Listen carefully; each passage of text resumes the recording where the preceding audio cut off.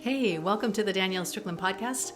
This is a special one-off episode of Wonder Woman 1984 and what you're wishing for 2021. Lessons from the movie and also questions that might help you critically think through what it is that you're hoping for in 2021. And welcome. I'm so glad that you're here and hope that this episode might actually help you and serve you to be your best self in 2021.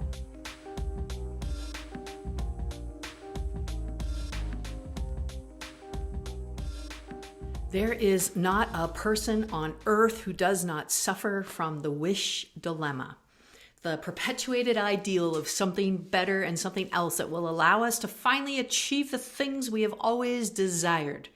According to the earliest accounts of humanity in the Hebrew scriptures, this is exactly what the human beings first decided for. Something outside of them that could make them different, make them better, make them more.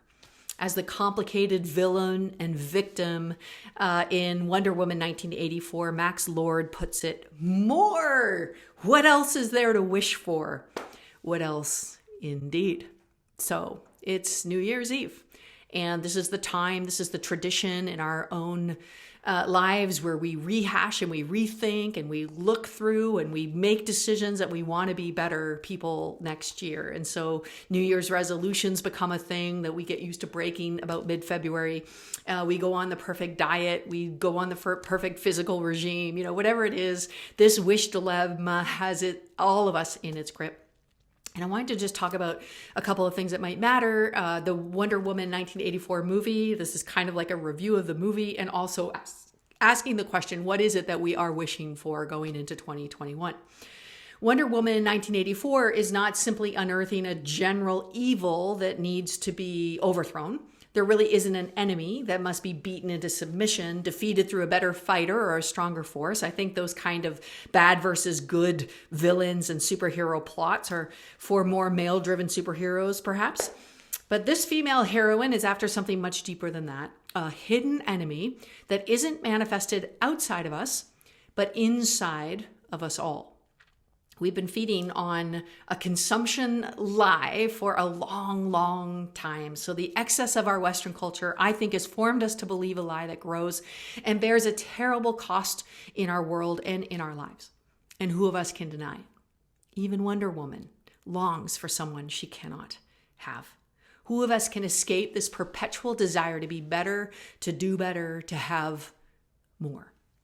So the presentation begins with a single man's slimy, underhanded, sneaky monkey god way and ends with the spoken wish of every human who connects with him on the planet. And that connection is deep. It's our human desire for more. But as Wonder Woman 1984 asks us, at what cost? Whoa. Here are my 5 top questions to aid us in the fight against the wish dilemma and its inevitable cost to the world. So some questions that you can ask, that we can ask ourselves, prompted by Wonder Woman 1984, but also by 2020 and also by New Year's and the promptings I feel within myself about what God might be saying to us in this cultural moment. So here's question number 1. What if we stopped wishing we were someone else and embraced the beautiful, complex human being we already are? What if we stopped wishing we were someone else? What if our enemies weren't terrible, super evil villains, but human beings who were distorted by pain and emptiness? And we were more like them than we ever thought. What if our enemies, these are just some light questions. What if our enemies weren't terrible, super evil villains, but human beings who were distorted by pain and emptiness? And we were much more like them than we thought. Number 3, what if we stopped competing with each other? Comparison is the thief of joy. What if we stopped it? Question number 4. What if we wanted something bigger than our own self-actualization? What if life was bigger than us? What if our wish was for more love instead of more strength, or more authenticity instead of more power, or more empathy instead of more wealth? And question number 5, what if the truth of who we are and how things are was enough? What if the truth about who we are and how things are is enough?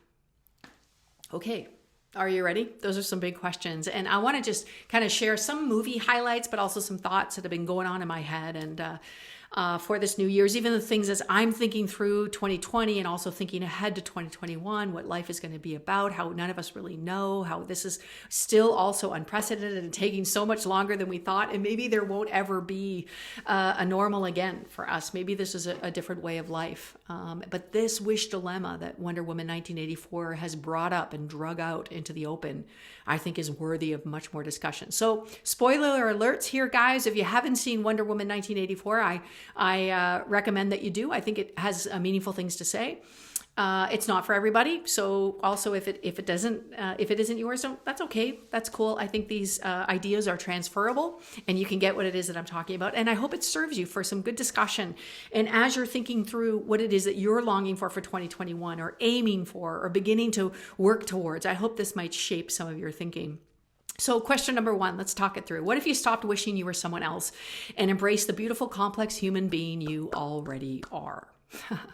Now, I use 2 words there, beautiful and complex human being that you already are, because you are beautiful and you are complex. And, one of my projects for 2021 is to write a new book, and I'm going to write on the topic of fighting against cynicism and despair. Whew, this is a big one for me because this is a constant. Cynicism and despair is kind of where cynicism goes, by the way, but cynicism begins by being disappointed with human beings. And I think also being disappointed with ourselves as human beings, that we want to be better. This is what I call the Hercules dilemma and syndrome, that we're always trying to be better and prove ourselves as better than every other human. We want our place with the gods. And one of the refreshing things about Wonder Woman 1984 I found was the way that Wonder Woman presents herself as a human being. And the loneliness of her life, and even as she's having a discussion with someone who wants to be more like her, she's like, I don't think you really fully understand what my life is like, because it looks great, but maybe it isn't so great after all. And you have this sense, even in her empty apartment and these people that she's loved, her best friend who has died, she's outlived her, right? Because she's Wonder Woman, and this man that she loves and wants and longs for, who she cannot have, right? And so she actually gives in to the longing of her desire with this wish thing, and she wishes her love of her life back into her life. And that's what happens. But the wish comes at a cost, and the cost ends up being her power. And you begin to see Wonder Woman through the movie. And I think this is very intentional, but really powerful. You begin to see her own humanity, her own desire, her own longing. So far from being, some superhero that's separate from everybody else, who has a different sort of standard by which to operate, she's actually human like everyone else. That's what it feels like. She has those same longings, those same desires. And she has to get to a place in her own life where she relinquishes her wish, where she's willing to give up what it is that she thinks she needs from outside of herself to make herself better and embrace what is. And this is a great leadership lesson, by the way. I think part of the way we're going to battle against cynicism, and this will be much more thorough in a book coming soon, but I think one of the great ways we're going to do this is by stopping projecting leaders as special and start being honest and authentic and embracing who we are, not in a dismissive way that, we're only human after all, so there's nothing we can do that's better. But what makes a leader, I think, in this fight against cynicism is a person who's willing to go first.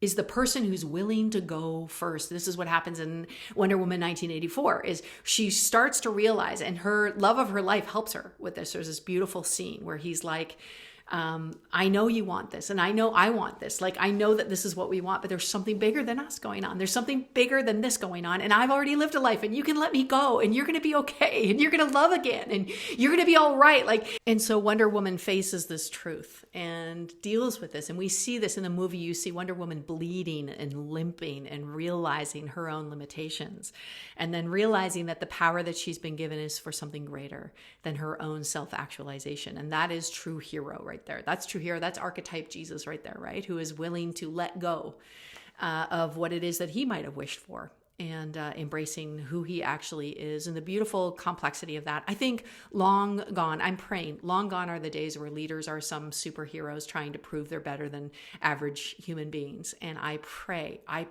even in my own life, that I would be a human being first who embraces the truth and stops pretending to be my authentic self and to be okay with the complexity of it, and that I would just go first, that I would help others get there too.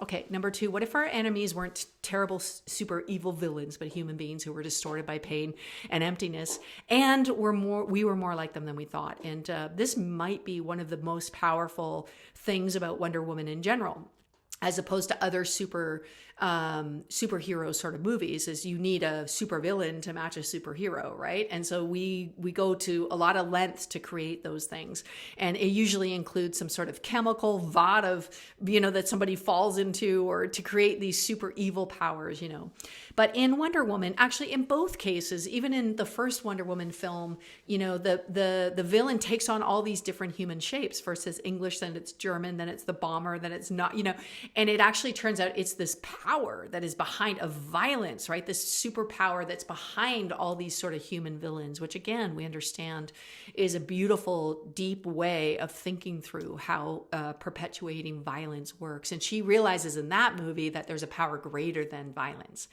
and that is love, right? As Steve, the love of her life, gives up his life to save humanity. And she realizes this, and this is a beautiful realization. But in this movie, Wonder Woman 1984, I think it goes even deeper than that. And that is that at the heart of every human being, at the heart of people, even people who have decided to grab on to things that are horrible and try to force their way in the world, greedy people who are, trampling on people underneath of them, that ultimately at the heart of their own hearts is brokenness. Is the sinfulness, is this lack of, this missing the mark, this I'm not enough, I'll never be enough, I can never get enough. And so we see this, and I think this is beautiful of the movie, but also true of real life, is if we can stop vilifying each other and actually see each other. Now, this is easier to do. The reason why I started with question 1 is because once you realize your own beautiful and complex human nature, once you realize that it's you too are wanting to be someone that you're not, or have something that you don't have, or still tempted to believe that original lie that there's some special fruit we can eat to be like God, this idolatry of our own selves. Once we come to grips with that ourselves, then we can actually start to see that in other people, that actually there's something deeper going on than just their own surface level greed.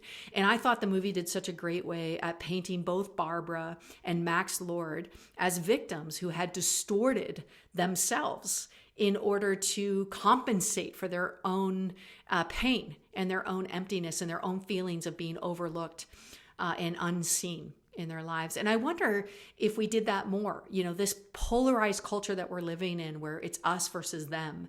And more and more, it is this way, as we all wish for what it is we don't have. If we stopped it, we embraced who it is that we already are, and then we were able to embrace who it is that other people are, which again is beautiful and complex. How that might actually change some of our behavior. What if we were more like them than we thought? Whoa, this is getting me on a peacemaking rant, by the way, because this is exactly how you make peace. Is you start seeing the image of God, you start seeing that beautiful and complex human being in the other, that person that you thought was pure evil, you start seeing some good. And things like that begin to change. This must surely be what Jesus had in mind when he told his followers that if they wanted to be like him, that if an enemy, slapped them on the cheek, you would turn to them the other cheek. And we know that there's a humanness. There's like I'm going to choose to show you that I'm a human being just like you in all of those instructions. Don't just walk 1 mile, which was the law required. Walk with them 2 miles, because then that second mile will be you choosing to do this for them. And it will awaken them to the fact that you're human. And something just so beautiful about that. Okay, question number 3. What if we stopped competing with each other?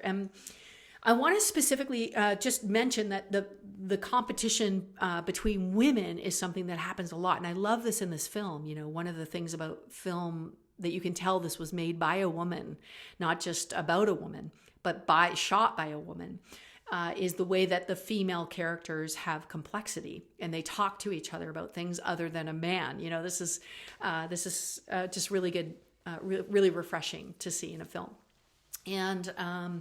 And so Barbara and Diana are having this conversation, and Barbara is this unseen, geeky, kind of sciencey person who just isn't very cool and isn't very hip. And she's having this conversation with Diana. And even at the very beginning, sort of foreshadowing what is to come, she's saying, man, you're amazing. Like, you have everything. And Diana is telling her, I don't think my life is quite what you think it is, And Barbara going, oh, okay, like, you have no idea, like, what it is to be me. And you see Barbara wanting to be like Diana, and Diana trying to tell her, like, I don't go out much. Like, I'm lonely. Like, I know you see this persona, but actually my internal life is the same as yours. Actually, I feel also unseen and unknown and unloved. Like, I'm by myself. And Diana is unable to let Barbara know for sure, because Barbara won't see it. All she sees is what she wants. And so Barbara begins to want to be Diana. And this is this comparison trap, this competition with one another. And one of the great joys in my life is the Women Speaker Collective. And if you don't know about this, one of the reasons we just launched, Autumn Cats has just launched the Global Collective, which is trying to get women together, to just join up together and to cheer each other on and to collaborate as much as possible, because collaboration, of course, is the opposite of competition. And I just got tired of competing with women. Why am I competing with women? The world is a massive place. We need every single woman on the planet to achieve all that she was meant to do, use every gift that she has for something other than herself, right? For others. And so we want to see everybody blossom. And that can happen. That can happen if we can stop competing with each other. And I would say that's true of leadership, of nonprofits, of churches. What if we stopped competing with each other and we started to see ourselves as collaborators? What if we stopped trying to be the best leader of all leaders, and just actually we're like, well, I'm this kind of leader and this is what God's asked me to do. And we just leave the comparison and the competition behind. For next year, this might look like, less scrolling through social media. This can be such a terrible comparison trap, right? Where we just feel terrible about who we are and where we're at because it's different than where other people are. Maybe there's some things that you can do where you just actually start embracing who it is that you are and what your gifts are. So without spoiling too much of this movie, Barbara wishes to become like Diana, but when she names what it is that is, she names powerful, strong, and bold, like Diana. And that's what she becomes, but she left off kind and generous and loving and true. She left off all these other things. And so when Diana and Barbara are having this fight at the end, because Barbara has become this predator and this sort of evil villain, even though she's not really an evil villain, but this is what she's become. This is the distortion of herself. Wonder Woman asks her, at what cost? Like, you've become these things, but where's your kindness? Where's your authenticity? Where's the thing that I loved about you? It's gone, And this is what happens is we lose ourselves when we try to become somebody else. And this is true in leadership. It's true in business. It's true in all kinds of things. We lose ourselves when we try to become like somebody else. So let's stop it. Okay, number 4, what if we wanted something bigger than our own self-actualization? And I'm not sure this could get more important to talk about. What if we wanted something more than our own self-actualization? This is perhaps the number one discipleship question. Are we willing to let go of ourselves, or what Jesus said, lay down our lives so that we might be part of something bigger than us? And here are some questions that might help you with this. What if our wish was for more love instead of more strength? What if our wish was for more love instead of more strength? Now, I think that love ultimately is the strongest of all strengths, right? So I do think that that actually is a tricky thing, but I mean powerful strength, like this, I'm amazing. But what if we asked for more love? What if we asked for more authenticity instead of more power? What if we wanted to be more true to who we were instead of more powerful, or at least project power? And what if we asked for more empathy instead of more wealth? And what if that was actually what it is that would help us go beyond self-actualization? So when you're doing your New Year's list of things that you'd like to live into, how about you think through love, authenticity, and empathy? How about we actually make goals according to that? What would it look like to actually deal with authenticity? What would it look like for us to ask for more love? What does that look like in our own lives? This is really challenging for me, by the way. I hope it's challenging to you too. But even as I say these things, like it seems like such a funny, weird thing to do a movie review and a New Year's Eve post at the same time. But this is me being my authentic self. The movie stimulated me in so many ways. The final question, of course, is what if the truth of who we are and how things are was enough? And of course, this is crazy to talk about this question in the midst of COVID pandemic, because we all want it to be over. And I don't mean to suggest that we just give up. I don't mean that. But what if instead of this insatiable thirst for better and greater and more, this wishful thinking that leads us to so much chaos, internal chaos as well as external chaos, what if it was only met by our ability to accept things as they are, and to accept our lives as they are, and to accept the people around us as they are? And that would be the starting place. I'm not suggesting it's the ending place, but it would be the starting place of some beautiful things. There is this dialogue at the very end of the movie that I wanted to play through with you. And this is Max Lord, the wish guy that keeps telling people, why not want more? We can get what we want. We just have to want it more. All these things that are messages that are giving us. If there was a representation of like commercial conspiracy, this is Max Lord. And he says this: you can have it all. You just have to want it. And then Wonder Woman responds. She says, I've never wanted anything more. And that is the wish that she has taken back, which is to be with her love, Steve. I've never wanted anything more, but he's gone. And that's the truth. Everything has a price, and it's not one I'm willing to pay anymore. The world was a beautiful place just as it was. You cannot have it all. You can only have the truth, and the truth is enough. The truth is beautiful. So look at this world and look at what your wish is costing it. You must be the hero, she says. Only you can save the day. Renounce your wish if you want to save the world. And then Max Lord says, why would I do that when it's finally my turn? And then she says, this is a pivotal part in the movie where she says, I wasn't talking to you. I was talking to everyone else. She says, you're not the only one who has suffered, she says to Max Lord, who wants more, who doesn't want to be afraid anymore, or alone, or frightened, or powerless.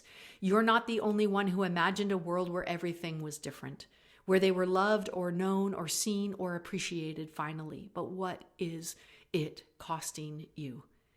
Do you see the truth? At what cost? And is it worth it? And it's this moment in the film, I think, which is the most profound moment of all, even for us, as we think through this, as we listen to these words.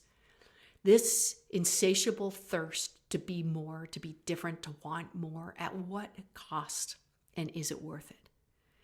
I love the way that Wonder Woman is not asking the villain to correct the problem. She's asking every other person, every single human person, this will include everyone, to stop this habitual behavior of achieving, of wanting, of desire, of numbing, of escaping, of trying to appear better than we are, of wanting things to be different than they are. This thirst that is literally killing us.